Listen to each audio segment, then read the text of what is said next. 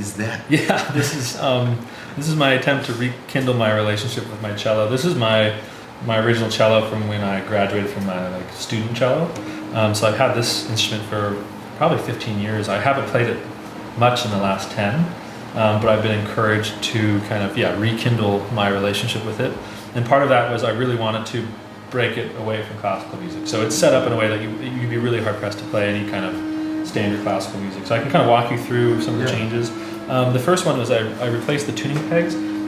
From when I stopped playing to now, there had been an invention in the world of tuning pegs that these are gear tuning pegs, which is new for the world of string instruments, and I didn't know about it. So they have internal planetary gears, meaning it makes the tuning of it really sensitive. A standard cello or violin peg is a friction-based peg, so it's much more jumpy, and then you would come down here to the fine tuners and fine tune it in, where these are about as sensitive as fine tuners. So that's been a really nice upgrade. So if I go,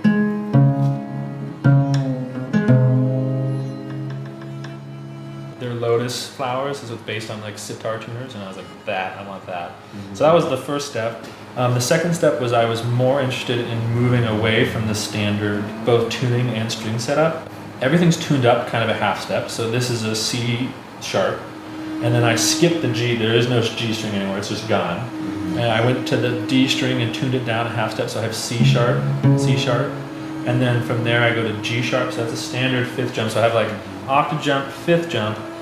This would be your highest string on traditional cello, and so then I also got that they make a fifth string for cello, which is an E. So it goes into the standard range of violin, just an octave lower. So that was really intriguing for me to not only kind of change the voice of it, but now the range. And by losing the G string, I can get all those frequencies by just going higher up on my lower C sharp string. So it's not too much of a sacrifice. The next thing was I added another string, which is down here.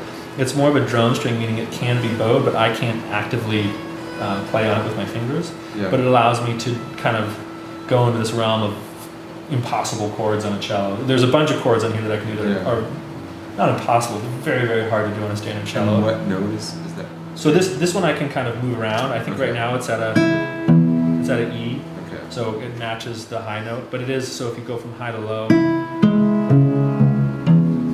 so it reverses the order a little bit. How did it feel when you drilled into your cello? There was this moment where I was like, oh, my parents are going to kill me, and then I was like, no, I'm an adult, I can do this.